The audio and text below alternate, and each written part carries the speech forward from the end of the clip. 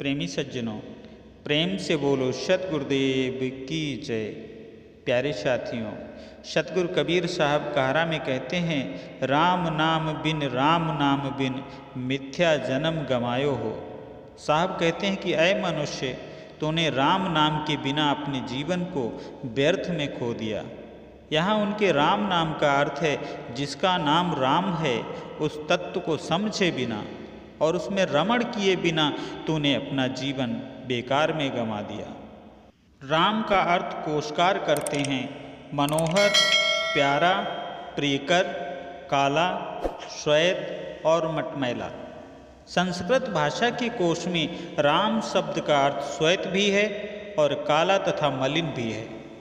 वहाँ राम शब्द के प्यारा, सुंदर, मनोहर और प्रियकर आदि अनेक अर्थ हैं, लेकिन यहाँ जिस राम को साहब कह रहे हैं वह न काला है न सफ़ेद है, उसका कोई भौतिक रंग नहीं है, वह तो सबके अंदर में रमने वाला चेतन है। गोस्वामी तुलसीदास जी ने दशरथ पुत्र श्री राम पर जोर दिया है, लेकिन अंतिम रूप में वे भी यह समझते थे कि पूरी की पूरी जनता इतने अर्थ में टिकी नहीं रह सकती, और अपना विवेक भी यह नहीं स्वीकारता कि राम का अर्थ जो स्थूल श्री राम के लिए है उतने में निर्भर रहे, क्योंकि किसी भी महापुरुष का शरीर थोड़े दिनों में मिट जाता है। इसलिए राम जो सबके हृदय में रमने वाला तत्व है, उसके लिए गोस्वामी जी ने कहा, अस प्रभु हृदय अछत अभिकारी। उन्होंने और भी कहा, कहत सकल घट राम में तो खोजत के ही काज, तुलसी कह या कुमत सुन और आबत अतिलाज। सब घट में राम रम रहा है, फिर किस लिए खोज रहे हैं? एक तरफ कहना कि राम तो सब घट में रम रहा है और दूसरी तरफ उसे बाहर खोजना कैसी विरोधी बात है। खोजने का मतलब है अविश्वास। यदि हमारा यह अविश्वास मिट जाए तो परमात्मा तो मिला मिलाया है, वह अपने अंदर ही विराजमान है, अतः उसे बाहर नहीं खोजना है। वह नित्य प्राप्त है, उसे समझना है और उसमें ठहर कर तृप्त होना है। साहब कहते हैं कि जिसका नाम राम है, उसको समझे बिना, उसमें रमे बिना, उसमें स्थित हुए बिना तुम्हारी जिंदगी बिल्कुल बेकार है। राम तत्व के बोध के बिना तुम्हारी जिंदगी मिथ्या है। भले ही तुम ऊंचे पद पर हो, बहुत रुपए कमाते हो, या तथाकथित बहुत ऊंची जात बिरादरी में पैदा हुए हो, भले ही तुम्हारा खूब नाम है, तुम्हारी खूब प्रतिष्ठा है, लेकिन राम तत्व के बोध के बिना तुम्हारी जिंदगी दो कौड़ी की है। राम तो एक ऐसा आधार है कि उसी में तृप्ति है, अनंत आनंद है और शांति है। उस राम तत्व को छोड़कर मनुष्य को कहीं भी शांति नहीं मिल सकती, कहीं भी तृप्ति नहीं मिल सकती। इसलिए साहब कहते हैं कि राम के बिना तुम्हारी जिंदगी बिल्कुल बेकार है। लेकिन तुम उस राम तत्व को नहीं समझ रहे हो। समझने का समय जब आएगा तब करने का समय नहीं रहेगा, और इस समय करने का समय है तब तुम समझ नहीं रहे हो। इसलिए सभी घटों में रमने वाले राम तत्व को समझो और उसमें रमो। साहब ने एक पद में कहा है, बंदे कर ले आप निवेरा, आप जियत लख आप ठौर करो, मोये कहाँ घर तेरा, यह अवसर नहीं चेतो प्राणी, अंत कोई नहीं तेरा। कहें कबीर सुनो हो संतों, कठिन काल को घेरा।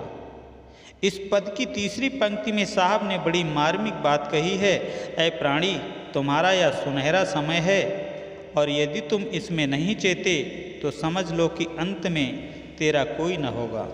कोई हमें मजबूती से या विश्वास दिला दे कि कल दोपहर तक तुम्हारा शरीर छूट जाएगा, और हमारे मन में यह विश्वास पक्का हो जाए तो फिर यह दुनिया में हमें दूसरे ढंग की लगने लगेगी, और उस समय का अनुभव बिल्कुल विचित्र हो जाएगा। दुनिया में तो देखा जाता है कि किसी की हृदय गति रुकी और वह मर गया। यह घटना बहुत कम समय में घट जाती है।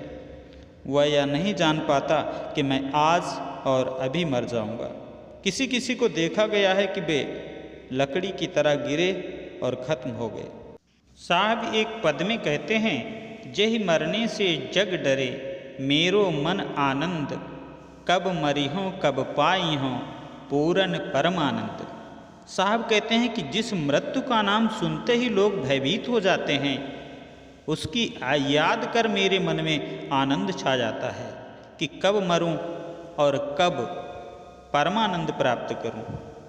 जिसके मन में मोह बिल्कुल मिट जाता है, उसके मन में मृत्यु का कोई भय होता ही नहीं, किंतु सर्वदा आनंद की लहर चलती रहती है। निर्मोही पुरुष के मन में मृत्यु की याद मात्र से आनंद होता है, भय नहीं। आचार्य परशुराम चतुर्वेदी, जिन्होंने उत्तरी भारत की संत परंपरा तथा कबीर साहित्य की परख, कबीर कोश आदि कई ग्रंथ लिखे, जब वे बीमार थे तो उनके छोटे भाई श्री नर्मदेश्वर चतुर्वेदी उनसे मिलने गए और पूछा, भैया जी कैसी तबीयत है? तो उन्होंने मुस्कुराकर कहा, नर्मदेश्वर, कबीर की वाणी को पाकर भी भला कोई क्लेश हो सकता है? उन्होंने कबीर की यही साखी सुनाई, जेहि मरने से जग डरे, मेरो मन आनंद, कब मरी हों कब पाई हों पूरन परमानंद। तो आदमी को चाहिए कि वो अपना बोरिया बिस्तर बांधकर हर समय चलने के लिए तैयार रहे, घबराए नहीं, भयभीत ना हो, क्योंकि एक दिन तो जाना ही है। साहब कहते हैं, इस संसार के बड़े बड़े महापुरुषों की दुनिया नहीं रह गई, तो हमारी दुनिया भला कैसे रहेगी? मैं स्वयं जब अपने बचपन की बात सोचता हूँ तो बड़ा आश्चर्य लगता है। जब आम का समय रहता था तो मैं और मेरे बहुत सारे मित्र बाग में जाते थे। सबके अपने अपने बाग थे, बड़े बड़े बाग। आम जब कच्चा रहता था तब कच्चे आम खाते थे, पकने लगता था तो पके आम खाते थे, साथ साथ उठते थे, साथ साथ बैठते थे, खेलते थे। लेकिन आज वह समूचा दृश्य गायब है। आज उन मित्रों के चेहरे गायब हो गए हैं। पता नहीं उनमें कौन कहाँ है और कौन जीवित है तथा कौन मर गया है। तो हमारी दुनिया हमेशा गायब होती रहती है। इसलिए साहब कहते हैं कि तुम्हारी दुनिया बिनसेगी, तुम अपनी दुनिया का क्या अभिमान कर रखे हो? कुछ प्राणी पदार्थ, पद और प्रतिष्ठा, इन कुछ विकारों को लेकर तुम अपनी एक छोटी सी दुनिया बना लिए हो और सोचते हो कि यह मेरी दुनिया अजर अमर है। लेकिन साहब कहते हैं कि तुम्हारी यह दुनिया बिनसेगी और रहेगा तो केवल अविनाशी राम। साहब कहते हैं, जो बिनस जाएगा उसके पीछे तो तुम रात दिन चिपके रहते हो, और जो कभी नहीं बिनसेगा उसकी तुम याद भी नहीं करते हो। जो क्षण क्षण छूटता है उसमें तो तुम चिपके हो, और जो कभी नहीं छूटेगा उससे तुम लापरवाह बने हो। यह बहुत बड़ा धोखा है। जब मरने का समय आ जाएगा और आपको लगेगा कि अब हम नहीं बचेंगे, मर जाएंगे, तो उस समय सुधार का कोई अवसर नहीं रह जाएगा।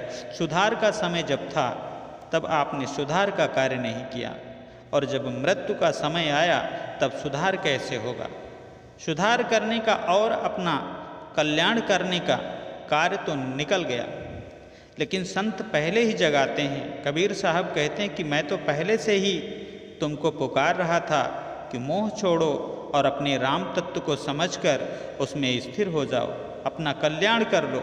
साहब कहते हैं, हाहा हाय हाय में सब जग जाई, हर्ष सोग सब माहि समाई, हकरि हकरि सब बड़बड़ गयो, हाहा मर्म न काहू पायो, छछा छिन में परलय सब मिट जाई, छेब परे तब को समझाई।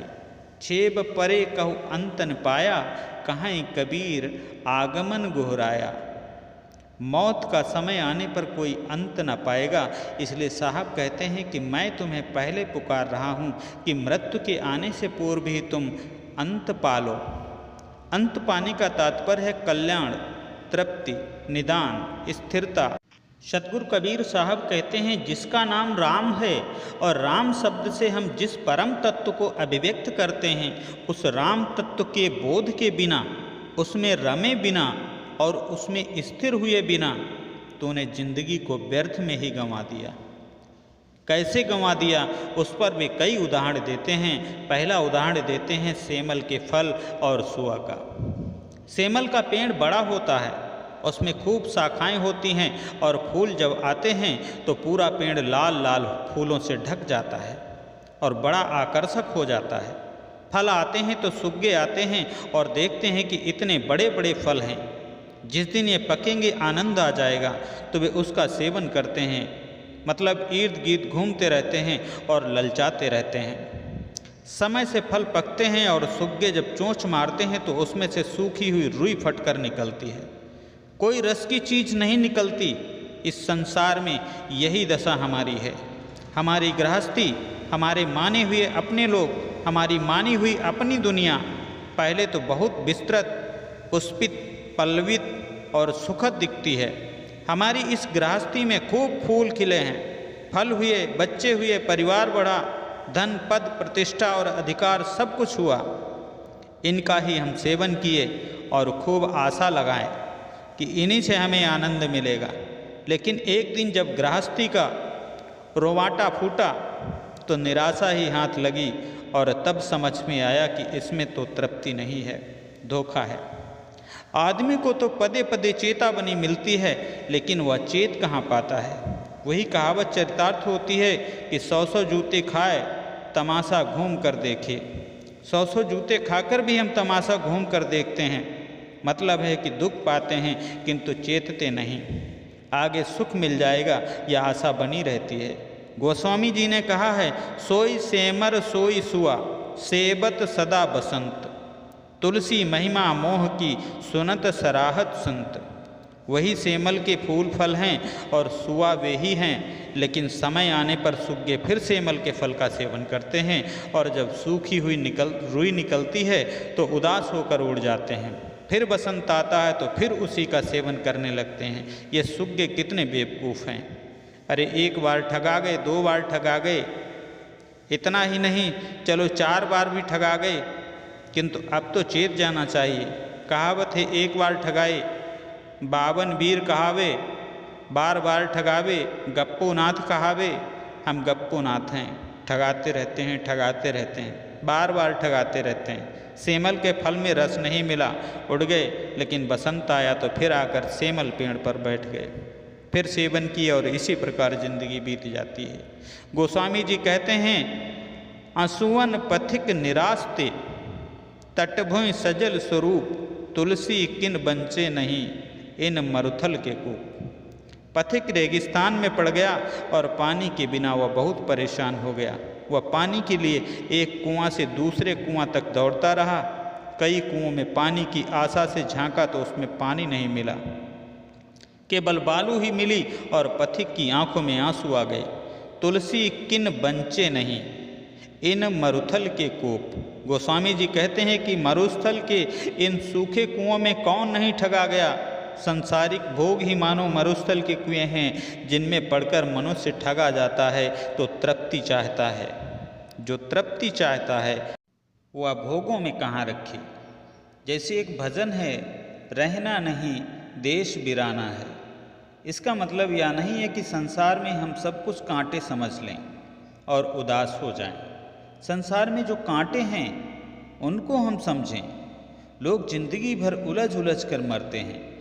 यही तो अक्सर होता है संसार में। जुल्हा तान बान नहीं जाने, फाट बिने दिष्ठाई हो। या मन रूपी जुलाहा तान बान तो जानता नहीं, 10 जगह फाड़ कर बुनता है। तात्पर्य है 10 जगह उलझ कर आदमी जीवन बिताता है। 10 जगह का लाक्षणिक अर्थ है बहुत जगह। आदमी अपनी जिंदगी सुलझ कर कहाँ बिताता है, या तो हर जगह उलझा रहता है। यह संसार झाड़ और झांखड़, आग लगे जल जाना है। यह भी सच है, सब मिटने वाला है। संसार में कांटे भी हैं, यह भी सच है, और कांटे में सब उलझ जाते हैं, तो कांटे भी संसार का एक पक्ष है। लेकिन इसका मतलब यह नहीं है कि निराशाग्रस्त हो जाना चाहिए। सतगुरु ज्ञान ठिकाना है, सतगुरु के ज्ञान में ही ठिकाना है। अगर सतगुरु का ज्ञान हो जाए तो संसार के जो कांटे हैं वे भी फूल बन जाएं, झाड़ झंखाड़ ही न रह जाए। अच्छे आचार विचार यदि आ जाएं तो यही संसार फिर सुखद हो जाएगा।